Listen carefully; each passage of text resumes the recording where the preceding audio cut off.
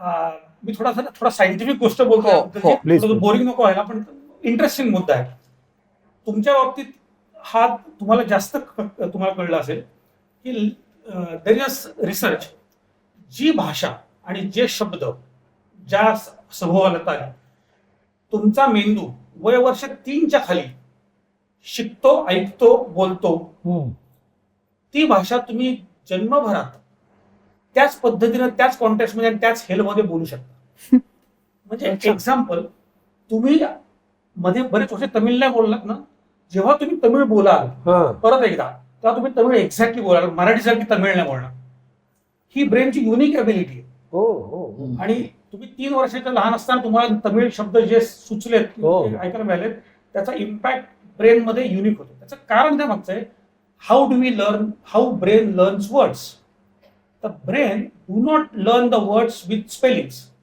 आपण स्पेलिंग म्हणून कसं शिकतो, आपण काय, आपल्याला बॉल दिसला किंवा कप दिसला तर CUP कप असं ब्रेन नाही हे करत, किंवा BALL असं नाही करत. तर जेव्हा अगदी 6 महिने, 3 महिने, 5 महिन्याच्या काळात बाळ असतं, तेव्हा त्या प्रत्येक शब्दाचं एक फ्रिक्वेन्सी मॅप तयार होतो, आणि तो फ्रिक्वेन्सी मॅप आपल्या ब्रेनमध्ये स्टोअर होतो. आणि तो मॅप असाच्या असा, तुम्ही जर त्याला बॉल म्हणालात तर बॉल म्हणून एक तयार होतो, त्याच वेळेला त्याच ऑब्जेक्टला तुम्ही चेंडू म्हणालात तर चेंडू म्हणून फ्रिक्वेन्सी मॅप वेगळा तयार होतो. त्यात कंदुकम म्हणाला संस्कृतमध्ये त्याच बॉलला तर तो वेगळाच तयार होतो. आणि त्याला जर पाल्लो फिनिश मध्ये म्हणाला तर तो. So brain has unique ability till the age of 7 to store at least 7 frequency maps. Okay. त्यामुळे लहान वयामध्ये मल्टिपल भाषांचं एक्सपोजर असणं हे उत्तम पालकत्वाचं लक्षण आहे. देणं शक्य झालं तर द्या राहतं.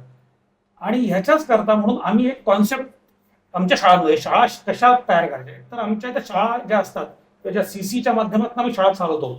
त्याच्यामध्ये आम्ही प्रयत्न करतो स्टेप बाय स्टेप की फक्त लिसनिंग आणि स्पीकिंग स्किल्स हे वयवर्ष 6 पर्यंत करायचा प्रयत्न करतो. रिडिंग अँड रायटिंग आम्ही कमीत कमी करायचा प्रयत्न करतो.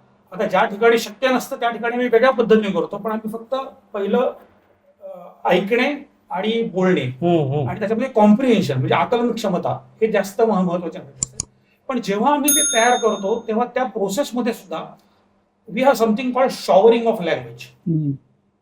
लँग्वेज शॉवर म्हणजे थोडक्यात म्हणजे आम्ही 1 महिना आज काय करायचंय, या भागात तुम्हाला खूप टेक्निकल भाषा शिकायची नाहीये, ग्रामरच्या भाषेतनं भाषा शिकायची नाहीये, तर तुम्हाला ती भाषा शिकायची आहे तुमच्या वातावरणात, तुमच्या असलेल्या पिक्चर्स मधनं, तुमच्या असलेल्या ऑब्जेक्ट्स मधनं. तर त्याच्याकरता म्हणून लँग्वेज शॉवरमध्ये आम्ही स्पॅनिश शिकायचं तुम्हाला, तर स्पॅनिश भाषा शिकू नका, 1 महिनाभर आपण स्पॅनिश ब्रेकफास्ट करूया. फक्त 1 महिनाभर आपण स्पॅनिश मूवी बघूया, कार्टून बघूया. तर आमच्या अर्ली इयर्समध्ये, आमच्या असलेल्या बालवाडींमध्ये अशा पद्धतीचे लँग्वेज मंथ्स असतात. त्याच्यामधनं भाषा शिकणं हे अपेक्षितच नाहीये, भाषेचं शॉवर व्हायला पाहिजे. आपला पाऊस पडतो ना, पाऊस पडतो तो विचार नाही करत की मी ह्याच्यावर पडू का त्याच्यावर पडू, जो झिरपेल तो झिरपेल. पण ते जे वाक्य की ते जे शब्द असतात, ते जे कॉन्टेक्स्ट असतात, त्यामध्ये आम्ही स्पॅनिश खेळ खेळतो. आणि तो महिनाभर स्पॅनिश आम्ही करतो, कधी 2 महिने करतो स्पॅनिश. पुढच्या वर्षी आम्ही इटालियन घेतो, मी त्यानंतर मराठी घेतो, आम्ही चायनीज पण करतो, संस्कृत पण करतो. सो जेवढ्या तुम्ही मॅक्सिमम भाषा वयवर्ष 6 पर्यंत काढाल तेवढी ब्रेनची कॅपेबिलिटी असते. आणि अजून एक त्यातला महत्वाचा part, how brain develops. Brain development happens through the connections of the multiple neurons. त्याला सिनॅप्सिस म्हणतात. न्यूरॉन्स एकमेकांना कनेक्ट करतात, त्या सिनॅप्सिस करतात. जेवढे तुमचे अनुभव आणि फ्रिक्वेन्सी मॅप जास्त, तेवढे न्यूरॉन्स जास्त कनेक्ट होतात, तेवढं तुमचं ब्रेन डेव्हलपमेंट जास्त होतं. प्रत्येकाचं केस वेगवेगळी असते, पण तुमच्याकडे एक स्किल असं असेल की जे ते न्यूरोटिक एवढं डेव्हलप झालं असेल, ते अभिनयाचं असेल किंवा ते तुमच्या असलेल्या वक्तृत्वाचं असेल, उच्चारांचं असेल, ते एवढं that is because of your language develop, only because of language. आणि हा महत्वाची गोष्ट आहे की शिक्षणात जर आपण प्लॅनिंग करायचं असेल तर नॅशनल एज्युकेशन पॉलिसीमध्ये ही बेसिक रिक्वायरमेंट सांगितली की वयवर्ष 7 पर्यंत तुम्ही भाषा शिका. तुम्ही गणित नका शिका.